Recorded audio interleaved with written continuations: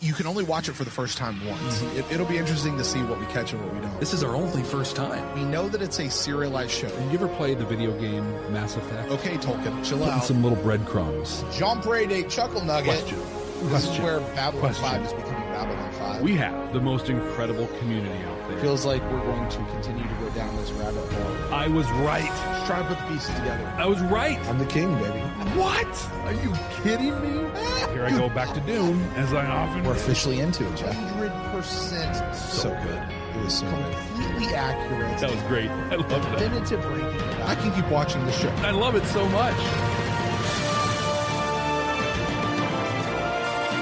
The year is 2026. The name of the podcast, Babylon 5, for the second time. Welcome to Babylon 5 for the second time. My name is Brent Allen. And my name is Jeff Akin. Brent and I used to be Star Trek podcasters, but then we watched Babylon 5 for the first time, and everything changed. So now we're watching this incredible series for the second time, because Babylon 5 is the one series that you get to watch for the first time twice. Do you know what we're doing? Afresh, anew, this time around, Jeff. What is that? What are we doing? We are different? searching for the sci-fi messages that are contained in Jeff. I'm going to tell you what, right now on the front end, we got a doozy in this episode. One from the mouth of the great maker himself. Like silver platter. Here's your message. I am excited to share it when we get to that particular part of the show. But those messages, the things that hold up a mirror to society, give us hope that things can be better in the future. Maybe they just tell us how to be better human beings to one another. Now, all of that said, this is our second time through the series, which means Jeff and I know everything that's going to happen, which means the whole point of this particular run is so that we can talk about the show in its entirety, knowing everything that's happening, which means from this point forward, this show is going to be full of spoilers. So if you have not seen this incredible series all the way through for the first time for yourself, this is your spoiler alert. This is your spoiler warning. We beg you, stop the show right now. Stop listening to this episode. Go join us for our spoiler-free first watch when Jeff and I went through this the very first time. Join us for that. That's just back up in the feed. I don't want to say a few bumps up, but it's back there. You guys can go check out that. If you're on YouTube or one of the other playlists, maybe it's collected in a specific group there. But anyway, go check that out. And when you're done with the series for the first time, trust us, you want to do it that way. Be spoiler free as much as you can. Pick this up because I'm going to tell you what, watching it for the second time is just as good, if not better, than watching it for the first. It is so incredible. And I'm excited this week, Brent. We're watching an episode called Messages from Earth. I remember the first time around for me, this was a peak Sheridan episode. My biggest memory for Messages from Earth is what he pulls in the atmosphere, this is the one where he like opens the jump gate in the atmosphere, I think. And it's just like, oh, this guy's the real deal. This guy. To be honest, though, this is the first part in a trilogy. Messages from Earth, Point of No Return, Severed Dreams are really they're one story, but they're self-contained episodes as well, which is part of why we're doing them separately. But of the three, this is the one I have the least memory of. So I'm really excited to watch it again and see the things that I don't know that I remember very clearly. What do you remember from your first watch? What kind of question is this? Are you kidding me? What do you mean? What do I remember? What did I think of this episode? Jeff, this is some of the best TV ever written. This episode and the next couple that you just referenced, these are the episodes that people that watch reactors on YouTube salivate over newbies getting to for the first time. 100%. And rightly so. I got to be honest, I don't really remember the differences between what specifically happens in this episode versus what happens in the next episode versus what happens in Severed Dreams. They all sort of run to me together. But what I know is this particular set, this is where we break away from Earth. This is where we get the Londo is redeemable, right? We get that arc. We get Jakar moving all in on the I think this is where he starts writing the Book of Jakar. Yeah, I think so.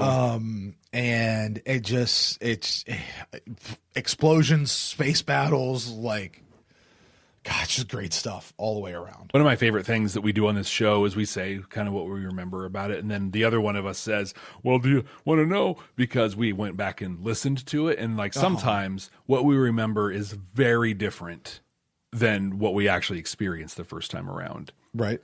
This time, Brent, I know what you thought the first time around. Oh, yeah? And what's that? Lots of pew, pew, pew. In this one, you really enjoyed the episode. Okay. But there just wasn't much to it. Wildly entertaining. It was great. It felt like maybe 25 minutes of story that they stretched to fill an episode. And you loved it. No complaints. No complaints. No complaints. It's a shoot 'em up, fun sci-fi episode, and you were here for it. You know what I didn't know at the time? That it's effectively part one of a trilogy. We had no idea. No idea. So I'm just looking at it as a standalone piece without everything. It is impossible, Jeff. Impossible for you, for me, for any of you out there watching, unless this is your first time. And if this is your first time, why are you still watching? We just told you to stop and go. Get out of here. You're not allowed to be here. But for everybody else, it is impossible to think of this episode in a vacuum. Yeah. You can't. Like, we were looking at just what this episode was in and of itself, self-contained. I don't care how hard you try. You can never look at this episode as a single episode of television. Just can't do it. Yeah. It's all encompassing. Me? I said it was good. Not amazing. I liked that the dangling threads were starting to come together. I thought this felt like part one of a two-parter. Like it was really just here to set some stuff up, and we were waiting for the big stuff to come the following week. And that's what I was expecting. Hey, after this, it's going to be great, but this is just kind of setting stuff up. Mm-hmm.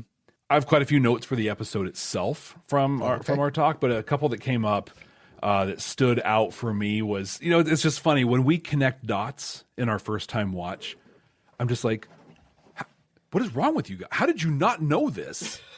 The whole time. How'd you not see it? It's right there in front of you. It's so obvious. We were so blown away. Interplanetary expeditions, right? Uh-huh. They were there with an infection. They were talking about him. The Icarus is tied to him. And then this Dr. Kirkish is tied. Oh my gosh. All of this IPX stuff, it all revolves around the shadows and organic tech. Right. Oh my God. It's pretty crystal clear if you're just paying attention.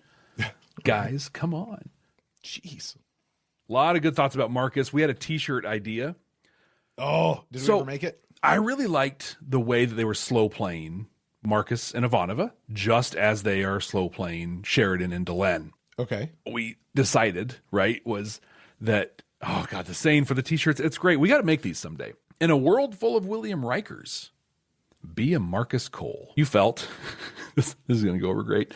You felt like the Ministry of Peace thing was just dragging. They just keep saying the same things. They're not really doing anything with it. Your exact quote was, it's time for them to or get off the pot. Yes. That's what I have from a podcast listen. The rest we'll do as we're watching. But I had a theory, and that was in 1,000 years, when the shadows attack again, there's going to be some Narn running around quoting the Book of Jakar. And the shadows aren't going to attack again, so I was wrong.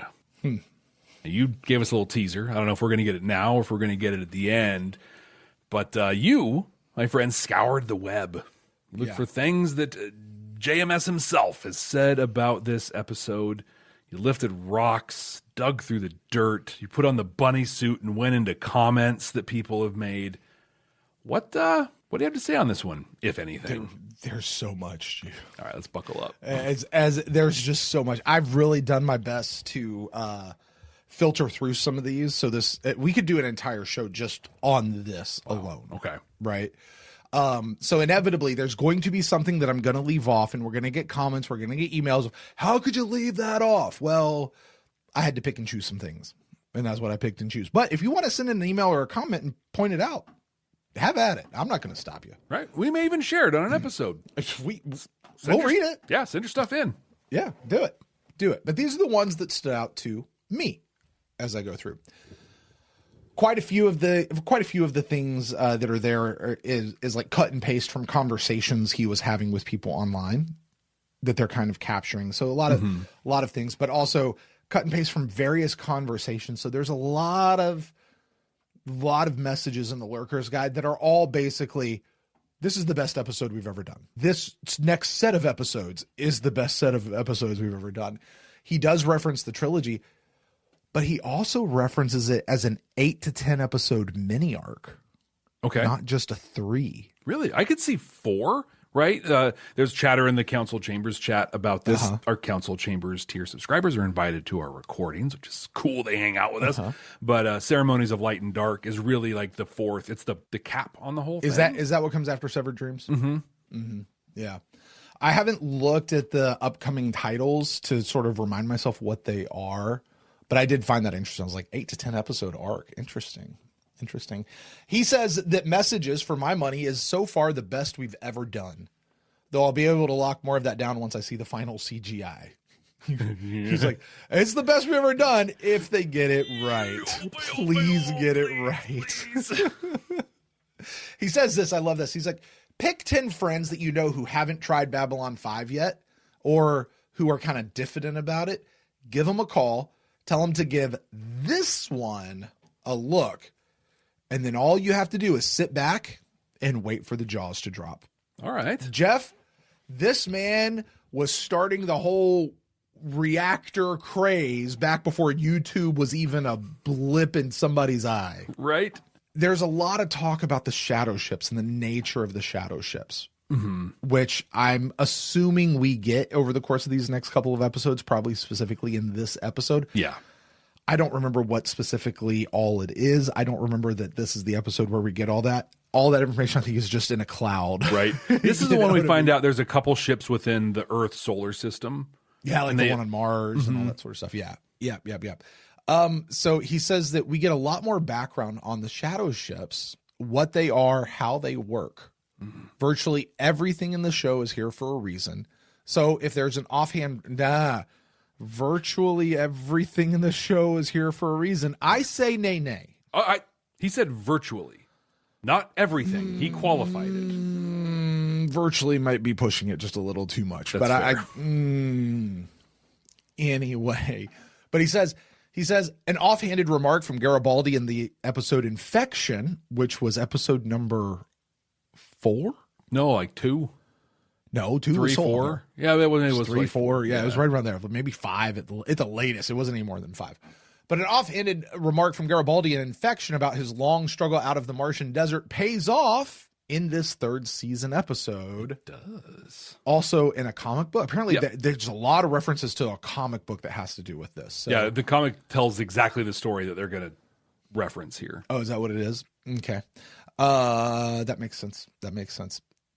He said, so some of the year 3 stuff was set up as early as episode 2 of year 1, which was Soul Hunter, and what was designed to look like just a plain old throwaway dialogue. He's been hiding it in there. That's so and that fun. was when other people were writing the show sometimes. Yeah, right?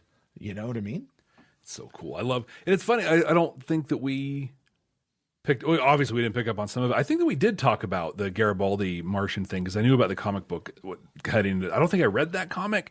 I've read quite a few of them, but we talked about that in Infection, I'm pretty sure. Yeah. Our friend Andrew says that Infection was episode 4 when it aired, but it was the first one they filmed. It was. Which explains a lot. Talking a lot about shadow ships. I want to just confirm some stuff that we kind of already know, but let's just put it out into the ether and the atmosphere. Okay? Okay. The shadow vessel has one core sentient, meaning human.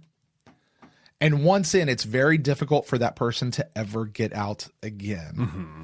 Now, we only know of one person who ever got out. Anna. And that was Anna. Mm-hmm. And we are told that while Anna looked like she was something, it really wasn't her. Nothing on the inside. Yeah, it really wasn't her. Which I guess makes blowing her up with a nuke a little bit better. Yeah. The human, regarding the human inside of the shadow ship, it really... they're wanting to know who was the human inside the shadow ship in this episode. Okay.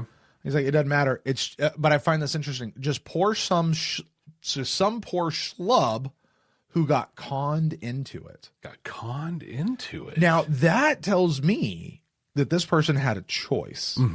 That this person agreed. That's interesting to me. It is, because what we know with Morden is he made the choice to be their salesperson. Right. I had the impression that it was be our salesperson or we'll turn you into one of these mindless CPUs. Like I felt like that was just going to happen. Right. Everybody else didn't necessarily get that choice so much. So, this question was asked, would a human be sane after piloting a shadow ship? That assumes they could ever get out again. To which his answer was, hey, by the way, that means for Bester, think about this, Jeff. For Bester, you remember his whole reason for being in season 4 was his girlfriend, right? Yeah, was that Catherine, I think? No. Yeah, Catherine, right? It was getting her back out. And first of all, her brain was already fried. Yeah, well, that's coming up in just a few episodes, actually. Oh, it's in this. It's Ship in this of Tears. That's in this one. Okay. I was thinking it was season 4. Okay, but it's this one. Even if he was able to ever get her back, she would never have been what he wanted her to be. I don't think that she and the other teepsicles, as they, I think I called them that. Somebody called them that. Were being prepped. None of them had actually gone into shadow ships yet. Right. But they were going to and once they got in there, then she'd be gone. And that's why she absorbed all the stuff in Med Lab, because she's designed to hook up to stuff. Right. Carolyn. Thank you, Susan. Carolyn. Catherine. There we go. I was going to say Catherine Sakai. Yeah. Someone asked this question. Could someone on Sheridan's side pilot a shadow ship? Or are the ships intrinsically evil? I love that. Could someone on Sheridan's side? He goes, it's certainly a very good question. Hello, Anna. Yeah. So, Jeff, the episode There Lies All the Honor. Or There All the Honor Lies. What was that episode? What happened in that one? Oh, that was the store one with Garibaldi. No, it's the shop, right? The Babylon 5. Babylon 5. Allen. Okay, is that the one where Kosh and Sheridan went below deck and they had saw the beautiful singing stuff, the beautiful moment, and Sheridan had to take his pin off his jacket and all that sort of stuff. Yeah. Okay. In this episode, Sheridan takes the pin off his jacket. It is a direct. Confirm it is a direct echo shadow the payoff of foreshadowing that moment, and I think I remember us discussing that when we saw that episode. Yeah, if him taking off the thing to trade, that was foreshadowing him having to take that off. I don't remember if we talked about that the first time around or not. I'm pretty sure we did. I didn't take a note that we did, but I'm pretty sure. Yeah. I'm hearing that and I'm like, there's no way I didn't talk about that. Right. So anyway, but just confirming from the man that yes, that is what we picked up on what he was laying down is what I'm saying, so yay on us. He does confirm that what G'Kar here is writing will become the Book of G'Kar, which is interesting to me that that's something he's already giving away, that's what that's going to be. You're you right. know what I mean? Right. He confirms IPX has been in business in one form or another for about 50 to 80 years. Okay. So not a terribly new company, not as old as you might think though. Relatively new given the First Contact and everything. We met Centauri, figured some stuff out. Company was there shortly after to jump on top of it. He has a lot that he talks about with the operation of how things work, the allies and the friends and those guys. Basically he just says they're kind of running everything while the shadows are dormant. All right. They're just kind of keeping things. They have instructions of whenever they receive a shadow signal, they send something out just to go see or just bring it home or something like that. That's really their job while the shadows are sleeping. This question was, he does confirm this. There are no shadow ships buried on Narn, which I feel like we've had that conversation. Right. Yeah. Because we had a lot of thoughts around just because there had to have been something going on Narn. Otherwise, why wipe out the telepaths? He lets us know how long the shadows have been influencing Psychor at this point. Really? About 7 years, he says. Okay. At the point we meet this, about 7 years the shadows have been. That is not a new influence thing there. I'm trying to remember, and my timeline is way off, but in the Psychor trilogy, there is a changing in leadership that happens, and I'm curious if it was following lines up to that. Santiago, Luis Santiago, he got reelected in that first episode. Yeah. Okay. We're now in year 3-ish, right? If we assume a 4-year term of president, we're almost about the time when Santiago and you assume Clark was his VP in the first term as well. That's about the time they came in. Yeah. Which would make sense because Psychor endorsed Clark as vice president. Someone asked this question. I love this question.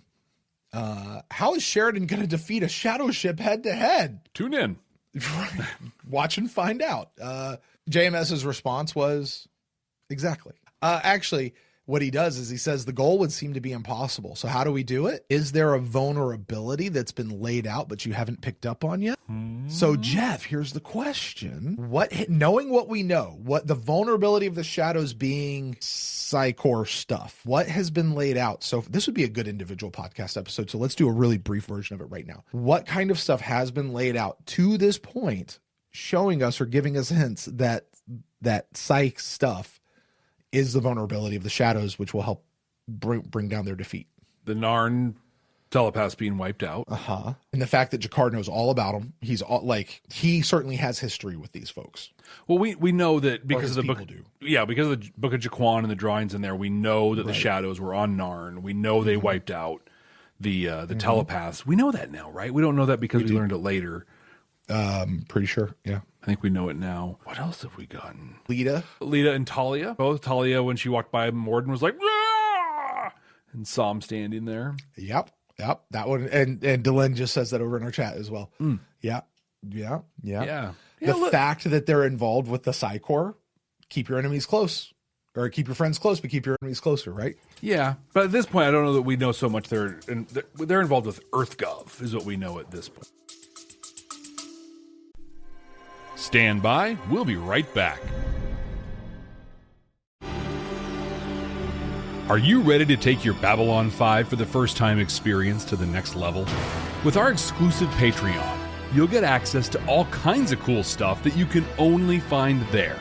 Our recording notes, unedited reaction videos, an exclusive Discord community. And you can even be listed as a producer of the show. Plus, we even offer exclusive meet and greets and hangouts. You won't find this kind of experience anywhere else. Get all these amazing benefits, plus the opportunity to interact with other fans from around the world. It's being part of a huge community where everyone shares the same appreciation for Babylon 5. Subscribe at patreon.com/Babylon5First. That's the number 5 and the word first to get access to these incredible benefits. That's patreon.com/Babylon5First. We can't wait to see you there.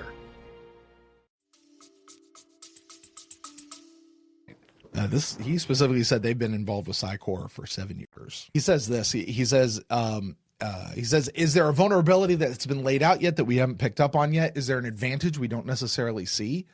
He says we have to be smart answering this. How does Sheridan do this? He says humans are at our best when our backs are up against the wall, yet we have to do it ourselves. In the final analysis, nobody else can do it for us. We've got to figure it out. To which I kind of like what he's saying there, because in the end, can I pull on a thread that you and I have long complained about, Jeff? Okay. We've always hated the Epsilon 3 thing. Yeah. No, I'm going to keep it in my back pocket just in case. And then we never needed it, right? Really, Ivanova going out and gathering all these first ones that are going to come to the rescue, like all these things that should have come to help. And in the end, we never used any of them. It was just Sheridan going, we're not going to participate in your little thing anymore. So get the hell out of our galaxy. Yeah, right? Figuring stuff out. In the end, no one else can do it for us. We just had to do it. Like I kind of love, This is, I almost am okay with the idea that he kept it in his back pocket and didn't have to use it just because of proving that point right there. I think that's fair. I can hold on just to prove that point. That's the only way that I'm okay with it, because otherwise it makes no sense to me story-wise. I'll even go a step further, because the one thing that we did use and people still insist was a big turning point in the battle, though I still think they did like once, but having all the teepsicles set up for block. Oh, wait, no, that was in the Earth Civil War. Never mind. There you go. Jeff, I'm going to keep everything else for the episode. Oh. And that's long enough. So it's certainly time to get into this thing. Sweet. Let's watch it. Let's go. If you are joining us for the first time, which makes sense, this is a great episode to join us on. And if you haven't watched this episode before for the third time, for God's sake, stop this episode and go watch our first time episode. Spoiler free, get the whole thing, then come back and check this out. But what's going to happen this time that did not happen the first time around is we are going to watch the episode right here, right now. We're going to pull it up. Brent and I are going to watch it together with you, and we're going to react in real time to the things that are happening. We'll talk about the messages that we're observing unfold. We'll talk about the storylines and the stuff that we see connect across the series itself. If you're watching us on YouTube, we're going to go ahead and edit that up. We're going to show that like it's a reaction video that you see on YouTube. If you want to see the full and unedited version of that, you can get that at our Patreon page. There's a link in the show notes, or you can go to patreon.com/badnerds. And if you're listening to this on an audio podcasting app, guess what? We don't want to leave you out of all those conversations, and we're not going to rehash them later. It's really bad when we try to do that. So we're going to have all that audio in there, but don't worry, there is all of the backside conversation that you want to stick around for, because that's really, we're going to bring it all home. And we're going to rank this episode too. That's the thing. That's the bee's knees. So Jeff, let's watch an episode. Let's do it. Accessing file. Those don't look like real eggs to me. No? It's from Marcus. They look like fake It's eggs. nothing like that. The liquid I did him a stuff they favor. I fold helped him and identify as they make it. some of the facilities on the station. He asked what he could do for me in return, and I said, surprise me. I haven't seen a fresh chicken egg in 3 years. I mean, cooked or otherwise. And bacon? Forget it. If you want it, it's yours. Oh, no, I wouldn't dream of it. No, go on. Eat. Yeah, don't mind us. We'll just sit right here. Yeah, don't feel guilty at all. It's going to be fine. I'm gonna kill him after breakfast, if I can find him. That was a great cut. Dude, Marcus is still a badass, dude. Totally. And I love the juxtaposition of this Marcus and the Marcus from last week.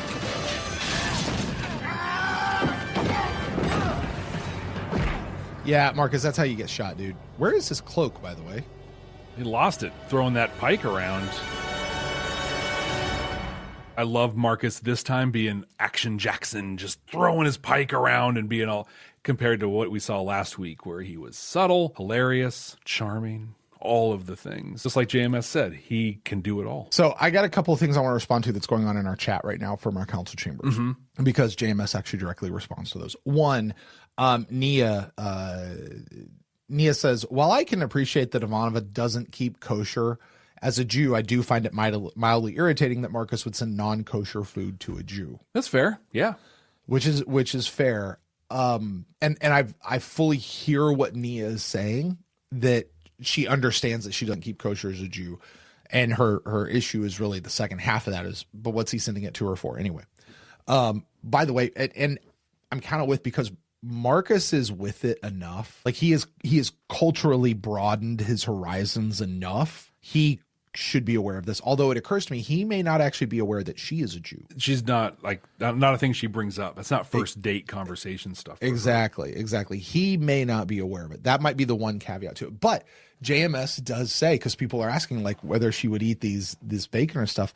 And he's like, she's not exactly what you call an Orthodox Jew. An Orthodox practicing Jew. That's just not who she is. Don't worry about it. Okay, lots of people though are talking about this whole idea about whether or not they can get bacon and eggs out on the station. Yeah. JMS defends it. It's not so much whether or not you can or can't. It's just how expensive it is to get it there, because refrigeration takes a while to get all that stuff through. Now, there's some different chat about how long it actually takes to go from Earth to the station. And I guess refrigeration in space is hard, because being able to get stuff cold enough to freeze in space is hard. Wouldn't you just put it in space? Like strap it to the outside? That's what I mean. Can you just vent the heat? You don't even have to refrigerate it. Just vent the cabin, and it's going to be cold as crap in there, man. Yeah. You'd be fine. But I really like what Delenn said. In a station this big, you don't maybe have like a chicken farm in there somewhere. Like, dude, they once I watched the show, but in Severed, they've got a whole like chicken farm thing. I don't think it's chickens, but yeah, animals in there. When I was in the military, I will not name the country because I don't want to throw any shade, but there was a South American Navy that they had livestock on their ships. They would slaughter them for food there. And Yeah. it was really fun being a submarine and then having to, oh, look, they're literally right there. I can hear the goat. But the other thing, now bacon can be frozen. Okay, not a big deal. I don't think you want to freeze eggs. I don't think so, no. Okay, but here's the thing about eggs, and correct me if I'm wrong. This is where I'm going to depend on my international folks out there. We're the only idiots that refrigerate them because That we wash the refrigerate stuff? eggs. Eggs actually sit out on the counter like in most any other country out there. We have some Now, stupid washing thing we do that takes something off that they have to be refrigerated, but you go anywhere else in the world and they're just out on the shelves. They're just out on the shelf because they're designed to last like that. Yep. Like that's how they go. So, maybe they don't even need to be refrigerated. You just got to get them. Here's what I could imagine. Trying to get them from a ground to outer space without them breaking. Yeah. But might be an issue. some foam. Problem solved. You can shake really well going out. Man, you'd have scrambled eggs inside the shell. Let it go. There's no separating the yolks when they come from space. Maybe that's why it looks like folded egg. Yeah, right. By It's the time it already gets out there, right? completely blended. Look, I'm just saying, my neighbor's got a couple chickens in their backyard that they get a bunch of eggs from. Surely somebody on that station's got a couple chickens somewhere, right? If in the 100 they can hide a baby in the floor plates, you can hide a chicken. Yeah. Come on. Right? Representatives for President Clark speaking before the Senate. ISN's about to get jacked for reporting that, man. Allegations, describing them as attempts to destabilize EarthGov from within and without. Yeah, I think it's shortly after this. Chief of Staff Bill Harris announced that a new alien Shout out detected to Christopher Frank significant threat to Right. and national security. this When asked what was being thing done that's going to on here. counter this threat, Harris said only that extreme measures may be required. JMS mentioned this is a good one to invite a friend who hasn't seen it yet. Yeah. Incredible exposition here at the beginning just to bring everybody up to speed. She's Sure. telling us what's happening. She's watching the video that Keffer took at the end of season 2. Like, you're getting wrapped into everything here, and it's seamless. Hey, there's his cloak. We should be all right.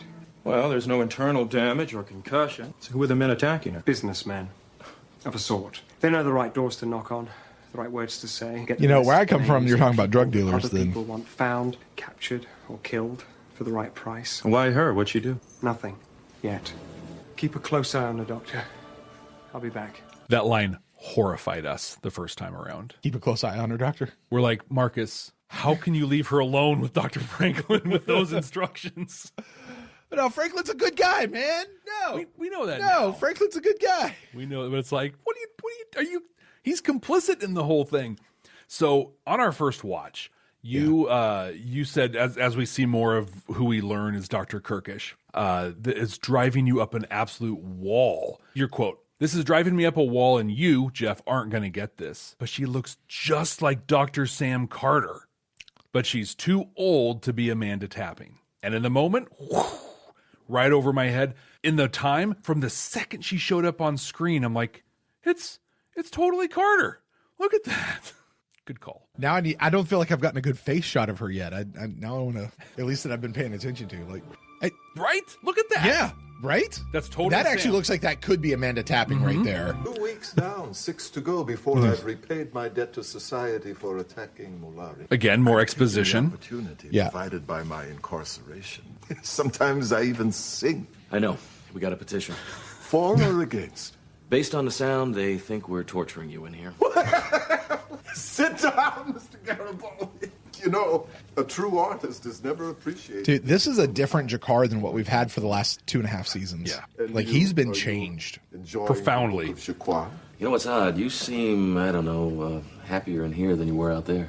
In here, Mr. Garibaldi, you cannot hide from yourself. Yeah. Everything out there has only one purpose: to distract us from ourselves. What is truly important. There are no distractions in here. Can learn much from silence. I love that so much. The only way to truly know yourself is to sit with yourself. And the only way to sit with yourself is with nothing else going on, right? So I'm a very active meditator, and I think most people who don't meditate have the wrong idea of what meditation is, right? And Babylon 5 doesn't help that, right? When Lanier goes into a meditative state, that's not how meditation works. But it really is just eliminating distractions, focusing on the breath, noticing your thoughts, not engaging in them, but just noticing, oh, I thought that. Oh, there's that. But it's really so important to know you. And I'm going to say most people, because we live in this loud world. They don't know themselves at all. I myself, not too long ago, was doing a lot of reflection. I found, like, just reflecting on my days, I was like, I add a lot of noise. I'm in the shower, I play music. I'm in the car, I have a podcast or a book or something like that on. Always sound. Why? Why am I always filling the space with sound? And the reality is because I went through stuff and I didn't want to face myself, right? With like just the life that I'd been experiencing. And so like I had to make a conscious choice to just shut down the distractions, sit with myself again. And yeah, sometimes it's super hard, but it's always good. It is always eventually good. You just have to do it. And Jakar forced to do it here. And look at the impact it's having on him. I think it's incredible. So one, folks, just in case you're doubting Jeff, he's not BSing. He really does take this meditation thing to a whole new level. He's got an entire, at least last time I was at your place, he's got a whole room dedicated to meditation, and it's not a small space. Nope. Like, it is a significant room in his house, and it's weird paint. It's all trippy in there and everything like that. Like, it is, if you go meditate, that's a room to do it in, and it's a significant portion of this man's house that is dedicated to that. It's his own little personal Kelner Ream spot in there, I got to tell you what. Yes, it is. It occurs to me, Jeff, and I've never thought of this before until this moment. Some years ago, I became a stay-at-home dad. Right, for quite a while. In many cases, I still am. But it was just me and the boy. Yeah. When he was one, there were just life circumstances. It was a choice my wife and I made, and I drew the short straw, and I became a stay-at-home dad. The short straw. Wow. Yeah. I'm going to tell him he said that. Yeah. He probably already knows. He'd be like, I don't care. Right. It's like, I got the better end of the deal anyway. But you know, there is something that is fundamentally hard, particularly to me as a man, and the idea of what it meant to be a man that I grew up with. Oh, okay. I am man. I must leave the cave, kill something, drag it back. You know what I mean? Yeah.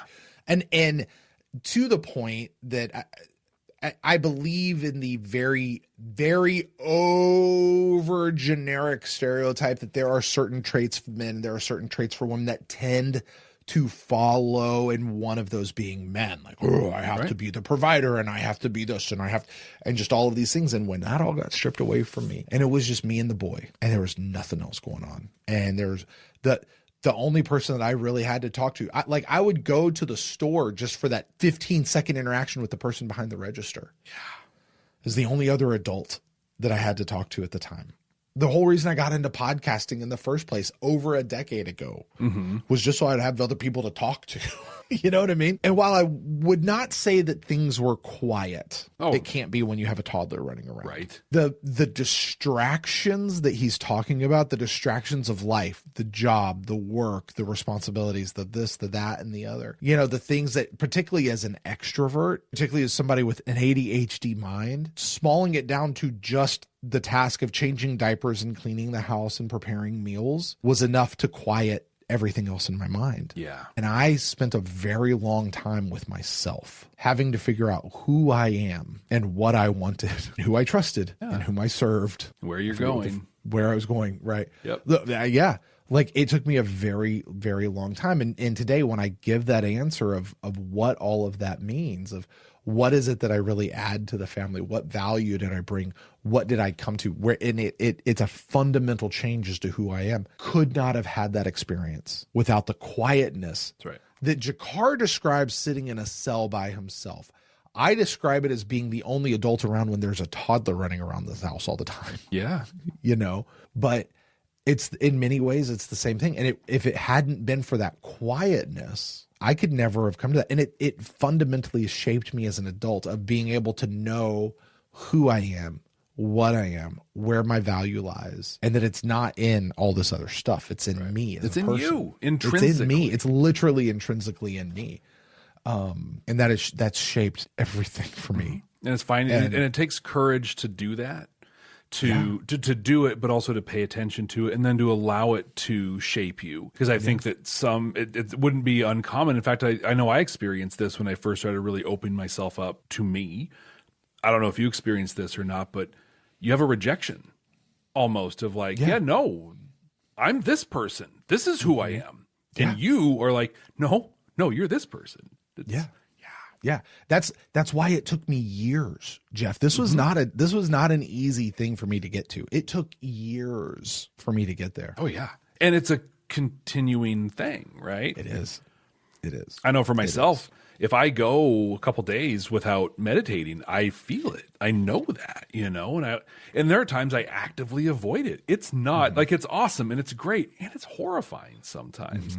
I think one of the main big distractions we have in our life are our bodies themselves, the chemical reactions, the hormones and things that are active in there. And when you can learn to see past that, right? And you think, I'm a very angry person. It's like, are you though? Are you really? Like, get through that and see you without the chemicals that are, that are really causing that for yourself. It can be really powerful and it can be scary. And so I just really want to highlight the courage that it took for you to allow that to shape you, but also as a person who is socialized as a man, as a male, in a environment and a geography that were very focused on what a man Here's is. what a man bees. Yeah.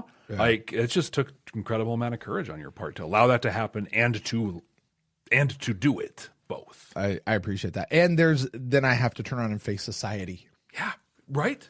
But because what is it you do? I'm a dad. But because you did that work, because you spent that time in it, you were ready for that. Yeah. Hey, this is uncomfortable society.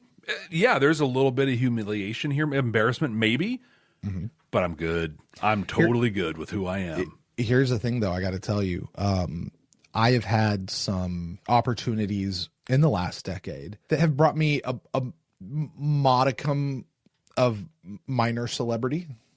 Yeah. And privilege to be able to get to do stuff in various places. Yeah. I could not have handled that. Like that would have really gone to my head. Yeah. You know what I mean? Right. Versus being able to say like, yeah, it was just kind of a thing. You know what I mean? Like, it's not, it was a thing. It blipped. It was kind of cool while it lasted. And it is where it is. Like it could have really gone to my head. Do you know who I am? Let me tell you. Yeah. Like it could have really gone to your head. Yeah. Could have. Could have. Right. And I do want to acknowledge, and I'm not going to go through each of these individually because it's their own stories and I don't want to tell other people's stories for them. It's their stories to tell, but I am loving in our council chamber chat that is joining us live here. People are sharing their own versions of this story and their various bents. Lots of people are introverts and they're talking about how this happens, and then other people have other past issues and stuff that growing up in silence and stuff. Very, very cool. Anyway, it is silence, getting the silence, because being busy all the time, I think this is what the busyness can keep you from actually getting in touch with yourself. Absolutely. In whatever way that Jeff, it's meditation in a really tripped out psychedelic room. Sometimes with some psychedelics. Sometimes. Yeah. For Brent, I needed the busyness of a toddler, but the lameness of what that is to be a stay-at-home dad to quiet my own mind enough to be able to do that. I wouldn't recommend it for everybody, but I do recommend doing the work. I recommend a toddler to nobody. Let's get back to this. And what have you learned? I'm writing it all down right here. The war. Yes, I'm sorry. Andrew says, do you know who I am? I am Jump Raid Chuckle Nuggets. I am he. All of Norn are mistakes, and what must be done to correct them. I expect to have it finished by the time I'm released. Can I see it? Want to point this? I'm sorry. This man is acting with such stillness and bringing it. His face is like he's keeping his face half in shadow, doing nothing but talking. And oh my God, he's killing it. Watch Jerry Doyle, though. And he's all shaking his head and bouncing around and having his thing. And Andre Casillas is just nothing. And he is killing it. No offense to Jerry. He's killing it. You pointed this out. It is where I was going to go too. The lighting as well between G'Kar and Garibaldi. There's such stark differences between the two. And what we have is someone in Garibaldi who we know is a troubled individual. And G'Kar is finding real peace, but still emerging from that darkness of where he was. And we're seeing that play out. He's not all the way out yet. Exactly. He's not all the way out yet. It's a process. In fact, what we know is we have another year and a half of this before he really emerges. But the rebirth, if you would say, it's almost what's happening here in the light. It's really happening right now. We know that there is an indicator in the opening sequence that if a person is turning their head, that means that they have they're hiding something still, or they have secrets left. G'Kar is still turning his head in the opening sequence, and I'm curious if over the course of the season that changes. Is there a point that we'll see all of G'Kar has been revealed? Be interesting. And after enough people said I was nuts, I figured I'd shut up until I could find somebody to back up my story. Well, I found her. Her name is Dr. Mary Kirkish. Through the ranges, I heard she was on the run, so I asked Marcus to find her. 2 episodes in a row with powerful marching snare. When she gets here, once you talk to her, you'll understand why. On our first watch, Brent, you tried so hard to make the name Kirkish a shot at Star Trek, but just couldn't do it. All right. And then one day our sonic probes picked up something 300 feet beneath the surface of Syria Planum. We didn't know what it was, except it wasn't a natural formation, and given its depth, it had to have been there at least 1,000 years. The ship is dead and dormant. It was the middle of the Martian winter, so it took weeks just to dig half of it out of the ground. But that much was enough to give me nightmares for the rest of my life. The big panning, slow reveal. Oh my God. It's the same ship we've been seeing on the news lately. The one that looks like it came straight from hell. But back home, they're saying they've never seen ships like this before. It came straight from hell. We have pretty ubiquitous imagery of what hell means.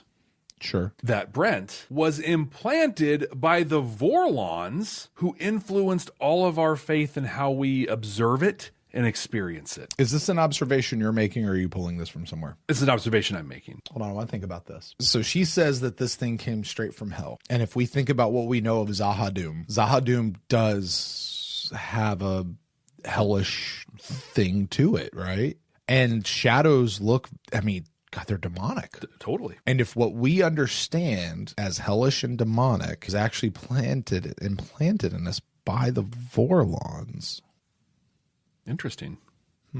Okay. The Vorlons are still evil, or the shadows are still evil. To find out more about them. And then one of our workers, who was clearing away the dirt, accidentally touched it with his bare hand. He died instantly, as if the life had just been sucked right out of him. Did you ever get a reply from Earth Central? No, not at first. But a week later, we were suddenly ordered to stop digging and pull back to our secondary base 2 miles away. But we were told anyone who didn't move would be fired, so we moved. For 6 days, we just sat there waiting, while unmarked shuttles moved in and out of the area surrounding the dig. And then suddenly everything stopped. No shuttles, no communication, nothing. That's when I saw it. So here's what we're seeing here. So when the shadow ship was exposed... Jump in a hole and pull the ground in over me, but there was nowhere to go. When the shadow ship was exposed, the minions, the allies, they received a signal. The shadow ship was... The CPU, the person inside, was dead. Okay. So it couldn't do anything. And basically what we're seeing with this other shadow ship is like sending a new unit in, and I think it's going to like attach itself and like fly away or something like that. But, yeah. At first I thought it was destroying the other ship. Mommy, what's that ship doing to the other ship? For 20, 25 minutes. I just got what you said. Then we heard it. Are you telling me the Vorlon also implanted the hideousness of that noise into our heads as well? Probably. No, that's just horrible sound. The sound of something terrible being born. They warned us that if we told anyone what we'd seen, there would be unfortunate consequences. A few weeks ago, I was called into a new dig. They found another one of these things, this time on Ganymede. But there's a difference. Whoever's behind this back home doesn't want to give it back. In 3 days, they're going to take it back to Earth, study its secrets, and learn how to use it against the other races and, if necessary, against our own people. That's why I had to warn someone. You can't let them get a hold of one of these ships. They don't want it so we can fight these things. They want us to become more like them. It was in this episode, the first time, that I learned Ganymede is a real place. I thought it was something that she made up. And you're like, no, it's a... No, it's, yeah. Yeah, it's a moon. It's a thing. Yeah. Sometimes I forget what's common knowledge and what's not. Yeah. It probably is pretty common. You say that, and I'm like, you didn't know that Ganymede was... That okay. will not happen. We've made arrangements to get you into Minbari space. And here, please take care of Dr. Kirkish. Of course. You mean like take care? Or... Lanier's too pure and innocent. He doesn't know. Right. Woo-hoo? Like, what? I will tell you something I'm noticing in this episode, Jeff. Yeah. More than I have ever noticed in any other episode. All of the Earth Alliance logos, they're embedded on the table. They were embedded like on a towel. They're embedded just Earth forces like all over the place. And I don't know that it's always been like this. It feels very prominent in this episode just to me. Really feeling it. Especially given what we know is getting ready to happen, right? How can we fight something like that? How can you fight something like that? Think about this for a while. Alone. I'll call you when I have something to say. Delenn, stay. By alone, I mean with Delenn. I'm gonna need you. Right. I like being alone with my boo, too.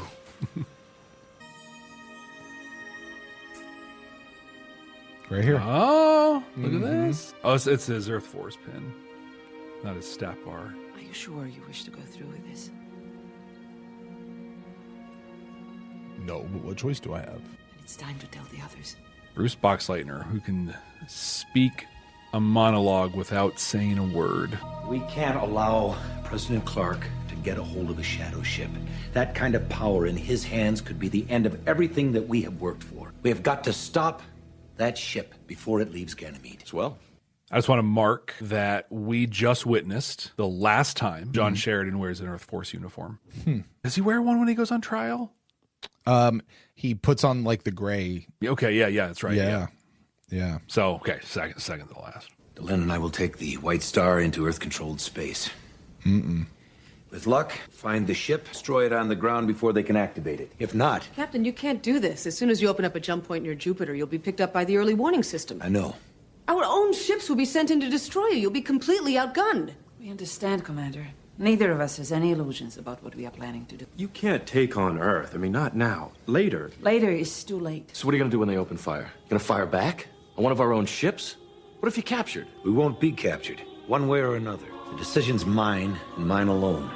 And it's made. He wears the Earth Force uniform some more. I was wrong. It'd be better if he did it. But yeah, you do love this. I love that I love the definitiveness with which he leads here. And he's got all his people and he goes, but the decision is mine and mine alone. And the decision is made. It's done. Done. We're here.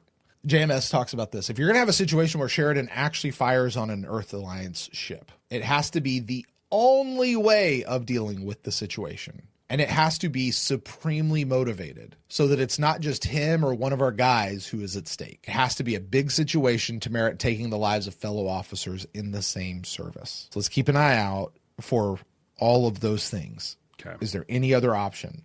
Is it the only option? Is it a big enough at stake, or is it just his own neck? All of those answers are going to be yes, I know, but I just want to point that out. It's a 2-day jump to Earth space. It's a long time to be gone. I'm leaving behind my identicard, my uniform, my command rank, anything that could lead back here if something should go wrong. So the jump is 2 days, and it still takes days to get to the jump points, to and from the jump points. I tell you to take good care of the station, but I know that's not necessary. I've left instructions in my desk for a cover story if we don't come back. We'll send out my Starfury and use the auto-destruct sequence. Doctor, you'll provide the organic mass to simulate a casualty. Wow. He's going to fake his own death, man. What if Sheridan had to actually fake his own death? Like, we know he doesn't, but he does die, though. He does die. Doesn't have to fake it. We all knew that sooner or later we'd have to deal with Earth. So, I guess it's time we got down to business. He knows the import. Like this, I mean, the camera work coming in, that look on his face, it feels heavy. Right. Oh, and that's his boo. It just feels so right, you know? Like, just, It's not anything yet, and it is. But it is, and we said that it is the most earned relationship I've seen in any show, maybe except for Tom and Milana. Efforts to find corruption and disloyalty here and back home have succeeded beyond our expectations. Earth has been sold out by our own people. Senators, high-ranking military officers, news media correspondents, even some of the Joint Chiefs of Staff. Everything we've been seeing lately, the libelous attacks on the president, alien forces encroaching on our territory, the lies and subversion going on back home, they're all part of an organized effort to weaken our government from within. Prelude to invasion. I don't believe it. You'll start making arrests within the next 2 months. Got to tell you, Jeff, there was a day in my life when, in real life, I absolutely bought into crap like this. Yeah? That all of this stuff is happening, government and this, that, and the other, and everything's all this, that. It's all a bunch of hoo-ha. Mm-hmm. You know, I'm not saying that there's people in the government that are not corrupt. I'm not saying that. I'm not saying that there's not enemy forces at work. I'm not saying that. I know there are. But this level of everything is bad, and the only thing that is good is what we're saying. I know people because I used to be one who actually think like this. Yeah. You know, and a lot of that's just where we are. But it's... Get out of your echo chamber, folks. Yeah. That's all I'm saying. Please. Get out of your echo chamber. Lists have already been drawn up. Earth needs all the information we can give her. Any sources accept. To make it easier for sources to come forward, we're going to allow them to give us information anonymously. We're authorized to look into past history, social contacts, party affiliations, social media to conduct accounts, email and vid surveillance of Babcom and Stellarcom transmissions. Wait. Just how far does this go, anyway? Do we start suspecting everybody? No, of course not. Just the bad people. Is automatically recognized as working in the best interests of Earth. Anyone who has for the other our color skin and hair. Dude, we won't look at them. How intentional did they pick a white, blonde-haired, blue-eyed dude to deliver all this? I mean, look at that. Yeah. I don't know that Vaughn Armstrong is actually blonde or has blue eyes. Right? I don't know. I never see him not under makeup. Right? Well, I now need to go watch those episodes where he's just a face character on Enterprise to see, because I don't know that this actually is, because yikes, dude. It just reminds me of when I got to ask Vaughn Armstrong and Jeffrey Combs what their favorite guest star appearance ever was and why it was Babylon 5. And Jeffrey Combs was like, I did Babylon right. What? No. I don't even remember what Vaughn's response was. Jeffrey Combs did not appreciate that question at all. He did not. He did you not. Ate it. In that case, may I ask a question? Does anyone in this room know where the captain is? No, you're not allowed to ask that question. Does everyone in this room always know where the captain is? You know what I miss most about home? Mom's cooking. The sound of the rain. Rain hitting the roof at night. It always helped me fall asleep. Back when I was a kid preparing for the academy. Mm-hmm. Alexa, let's turn on rain sounds. 4 or 5 o'clock. Welcome, in the everyone. morning studying. I'd have maybe 2 hours to sleep after that. I was so wound up. I'd just lie there. Mm-hmm. Same thing happened the night before my final test. I just knew if I didn't get some sleep, I'd never pass it. And? Did it begin to rain? No. But Dad, my dad, heard me walking around. He knew I couldn't sleep. Is this the first we hear about his dad? His first story?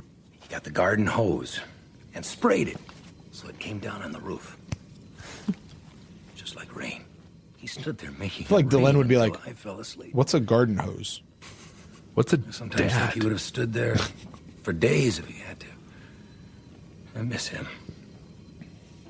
And right His dad now, was a good dude. Yeah. more than anything else in the world, I wish it would rain. Nachos. Duvena. Need to change Alexa so it responds to nachos.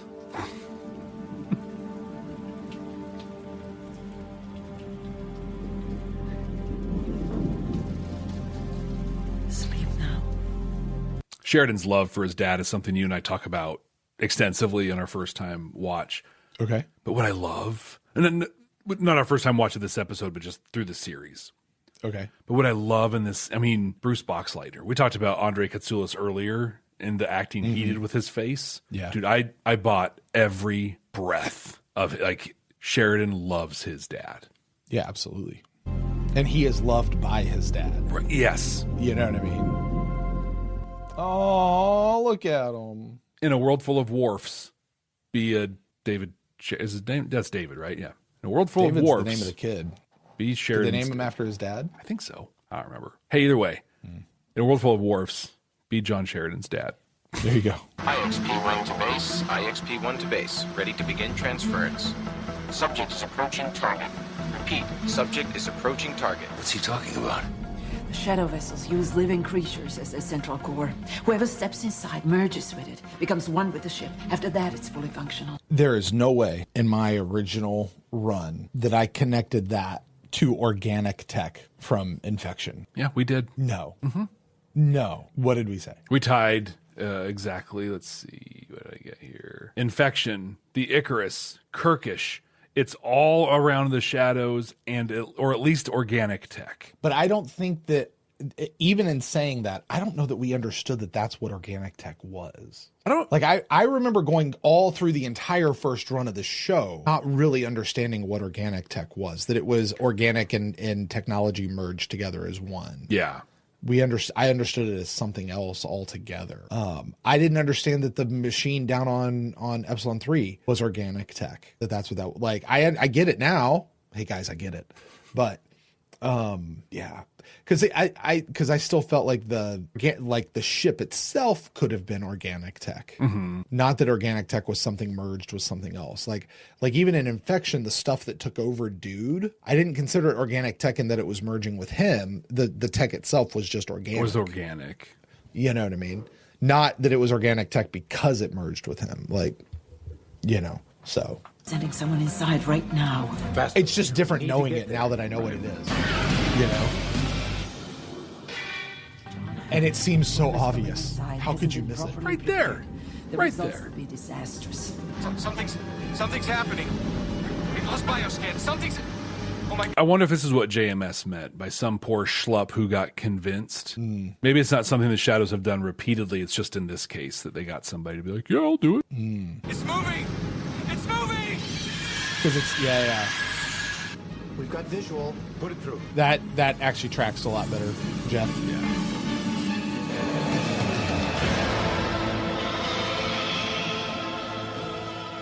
God, the soundtrack in this episode is incredible.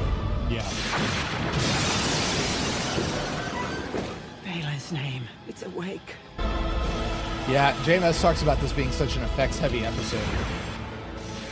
What do you think? Did they come out right? The merging was not handled I think so. properly. Looks good. It's out of control. Insane. It will destroy anything in its path. Then we've got to stop it before anyone else gets here. Engines at maximum. Standby weapons system. Prepare to fire. We're going inside. If we can't outfight it, let's hope we can out. Look how excited he is for this. He doesn't get this being the commander of a station. Right? This is what he How wants. much pressure can this thing take? Unknown. 12,000! Continue descent! Captain, if we go any further, we may not have enough power to escape before we're destroyed. If we turn back too soon and that thing follows us out, we'll be dead either way. Now stand by! Pulse buckling. Losing control. Now, get us out of here! Full power, give me everything you've got! If I were holding anything back, I would tell you.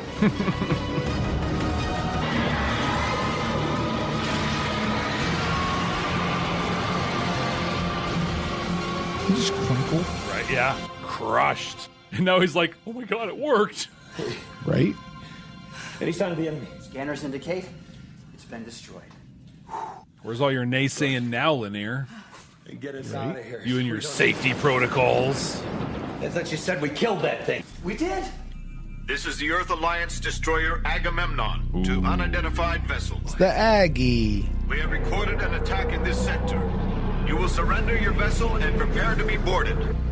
Shall I return fire? Negative, I won't fire on her. Are they equipped for atmospheric maneuvering? No, they can track us down like a bloodhound. They can wait us out, they can knock us down, or board us if we try to escape.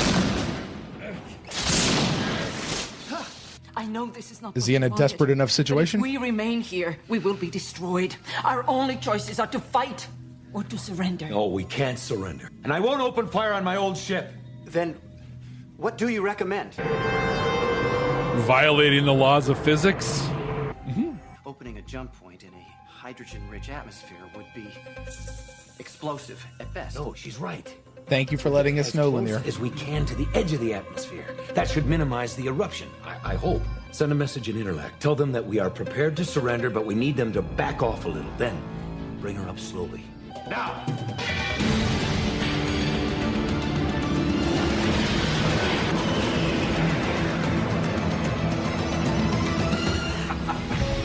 Son of a gun! Ladies and gentlemen, Mimbari. Congratulations. Gentlemen. The first atmospheric jump that I have ever heard of. Mr. Lanier, put us on a course for home. Best speed. He's like, I haven't felt this alive in a year and a half. Jump back. Right. We'll be back this way again, one way or another. She's so proud of him. Right? What a great team. She's getting the tinglies. But like that wouldn't have worked if it wasn't for both of them being there. According to Earth Force, the ship was pursued to Jupiter and destroyed by the EAS Agamemnon. Nonetheless, this latest incident has heightened concerns about planetary security. President Clark is said to be considering a new plan that will provide Earth with greater security. Off. Unbelievable. You look pretty good for a dead man. Oh, he's We did wearing something to his help uniform. Earth, but the way it's being reported, you'd think we were the menace. Yeah. No good deed goes unpunished. The important thing is we got away with it. So far. Cut to Night Watch. We've been getting reports that Earth Force may have been infiltrated by traitors right up to the command level. Any unusual behavior is to be reported and investigated. Captain was gone for 4 days. Now, I'd say that qualifies as unusual behavior. The ministry agrees. Well, you better start deciding which is more important to you, Zach. Friendship or your job, which is to protect Earth. Rip it off. Rip it off. Rip it off. Oh. So close. Right? Oh, yeah. Come. I thought you might want to see this. As I recall, you were somewhat concerned about where I fit in the great organizational scheme of things. So I went to the effort of preparing this job. How much do you love this, Jeff? No. Here's you, right here, at the heart of everything, and why not? And here's me. Why are you doing this? Did it make you laugh? Yes. Then my job here is done. They're so great. There you They're go. so great. Yes. A gal appreciates a guy who can make her laugh. Monitor on. Find ISN. And to confirm earlier reports, President Clark has signed a decree today declaring martial law throughout Earth Central, citing threats to planetary security. He's expected to provide information to support this action at a closed meeting of the full Earth Senate tomorrow. We repeat, Earth is now under martial law. At the closed door session of the Senate, I thought the first time around, and I share it this time around, like I know it doesn't happen, but it makes total sense. Like, but this is the Palpatine moment where you walk in, you dissolve the Senate, and you make it all yours. Yeah. Yeah. What an episode, man. God, it's good TV all the way around, man. I can't help but go back and read my comment the first time around. Good, not amazing. Right, this was amazing. I think, dude, those new people have no idea what they're talking about. You know what? They should stop trying to watch the show and talk about it and just watch the show. Just watch it. Just let it, just enjoy the show. Just watch it. I get it though. I get that argument for people. I really I understand it. Can't do it. I understand it. Gosh, but yeah, I mean everything. The music, the soundtrack, the effects. If I had one gripe in the whole episode, it's so nitpicky, but it's on Ganymede when the shadow ship busts out of the dome, the breaking glass looked stupid. Who cares? Right. Right? And I guess I have one other gripe, and Andrew in the chat shares it. It was Andrew, I think, who said it, but why don't we get a close-up shot of that org chart that Marcus put together? I want to know how his mom and dad fit into the whole thing. I want to know why he's got this whole big org chart, but he's got pictures of folk. Yeah, right. That he's apparently hand-drawn. It's like if he did Vizio in third grade. It's so great. This is a peak Marcus episode. Incredible Sheridan and Delenn episode. Just it's fantastic. This is an episode where all the stuff that's happened in the first 7 episodes of the season have really come together. Like all the Marcus stuff. Remember, we met Marcus, then we didn't see him for a couple episodes, and then he was there, and then we just kind of meandered away. The 7 episodes that he's taken to introduce this character, now it pays off in this episode here. Big time. Because you're right. This is a huge Marcus episode. And we get fighting Marcus who can run up a freaking wall. Right. I don't know if you saw that. Yeah. We get hero Marcus who delivers Dr. Kirkish and all that. We get goofy Marcus who does this little org chart thing. Mm-hmm. We get sweet, thoughtful Marcus who delivers eggs and bacon to Ivanova, despite her being a Jew. Right. Beside that being like patently offensive. But other than that, super thoughtful. Right. So, I mean, how could you not love Marcus at this point? If you don't love Marcus at this point, you don't have a soul. And I weep for you. You know, and that's coming from somebody who barely has a soul. So. Right. That's his own admission, folks. I didn't say that. That's just, I'm just repeating back what he has said before. It's very true. It's very true. Brent, you teased a thing at the beginning of this episode, and it's time to pay it off. JMS silver platters the message in this episode. What did he say? Well, I did read it earlier, and I tried to pass it off as if it wasn't it, but I will go back to it. How is Sheridan going to defeat a shadow ship? He says this: humans are at our best when our backs are against the wall. We have to do it ourselves, and in the final analysis, no one else can do it for us. Jeff, there's so much truth in this statement, in this sentiment, that humanity, people, we are at our best when our back's against the wall. And I'm not saying that we need to go out and try to put our backs against a wall. You know what I mean? Well, like specifically, we're pushed. Like that is when we're pushed against the wall. Yeah. You know, I know it's cool to hate on humanity today. It is. Mm-hmm. It's why do all these sci-fi stories have to be human-centric where humans go out and save the world? Because we're humans and they're our stories. Yeah. That's why. We paid to have the show made. So Right. But also, I think it says something about humans in general. Yeah. Human. You know what the worst enemy of pick a species out there or the earth is? What's the worst enemy, Jeff? Humanity. Okay. Hey, you know what? You know who the best friend of every single one of those species and the climate also is? Humanity. Because, we might have done some stuff to muck it up, but let me tell you who's going to be the best bet to fix it. It's still us. Every time. You know, and I think there really is something that is super special. And when we look at this whole piece, backs against the wall, humanity becomes the best. John Sheridan, we see him in a microcosm when he's out at Ganymede and he's got the Agamemnon and he's got to figure out how does he not fire on his people and get away and get back to where he needs to be. And he could only do that under the pressure. Mm-hmm. Okay, we macro this out a little bit. You've got stuff that's going on with Clark and Earth Force as a whole and command structures. And now we're declaring martial law and all of that. What are we going to do? Where are we going to be? Jeff, we hold our litmus test. Mirror to society, hope that things can be better in the future, or just how do we be better human beings? I say usually to one another. But this is one where I'm going to put it in the middle. We don't get this one a whole lot in Babylon 5, of hope that things can be better in the future. Yeah. Listen, folks, there's a lot of crap that's going on out there right now. A lot of crap. Fortunately, I don't care when you're listening to this. That's probably still true. I was going to say, this counts for all time. There's a lot of very disheartening stuff that's happening. There's a lot of stuff that can make you feel very helpless. A lot of stuff you turn on the news today and you're just, what am I going to do?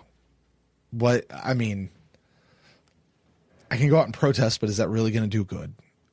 Like, I did something, yay, but what's really going to happen? Or what happens when all of this goes to hell in the handbasket? Mm-hmm. Where does that go? I'm not saying we want to go there to that spot where our backs are against the wall, but I do think that there is something to keep in mind, that if there's something I know about people, if there's something I know about humanity, we tend to be at our best when our backs are against the wall. I know it's true for me in my own personal life and my own personal things, and I've got to believe it's true for us. You know, the idea that no matter how dark it gets out there, right? No matter how crazy President Clark gets, declaring martial law, sending his own troops into civilian areas, no matter how many people sign off on it and say that, yes, this is good or this is right or whatever, there is hope that we can overcome that. Because while you may not see the answer right now, humanity tends to be at its best when its back is up against the wall. And I hope that what we're going to see coming out of the craziness that is occurring is actually the best of humanity. Yeah. And I think that we can. It's possible we can't, but I think that we can. Brent, think we are and have been. Mr. Rogers, I think, said this a different way. Fred Rogers. Fred or Aaron? Fred. Which one? Yeah, Fred. Okay. When things go south, when there's a disaster, a catastrophe, things go wrong, always look for the helpers because they're always there. When things don't work out right, it could be small, it could be massive, it could be catastrophic, but there will be helpers because we show up in the best of times, in the worst of times, especially in the worst of times.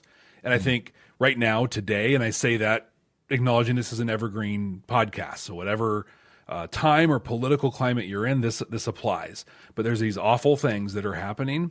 There are good people out there doing really, really good things. There are people who are being the best of humanity right now, and just watch for them. As long as they're there, we're going to be okay.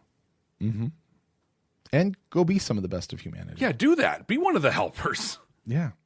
And Ben points this out that in our council chambers, that I often argue that the Vorlons are better than the Shadows because I don't go with the chaos theory of the Shadows, but I've actually just articulated why the Shadows are the right philosophy. Look at that. To put our backs against the wall.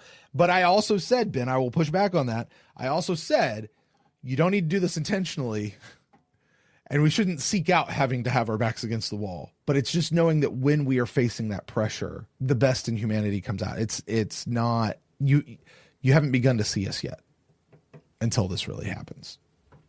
Until we're there. Jeff, did you get anything else out of this episode? We said it all. Like that's okay. No, I've got one more thing. Oh, I thought we said. I got one more thing that I actually pulled from the middle of the episode. Well, actually, rather from the end. Zach was talking to Vaughn Armstrong. Couldn't even tell you the character's name. Security guard number 1, for real. Why's it got to be 1? I know. Anyway, he's asking him to do a bunch of stuff against Garibaldi, and Zach says this just amazing line that just really jumped out at me. Things are tough between us, but he's still a friend.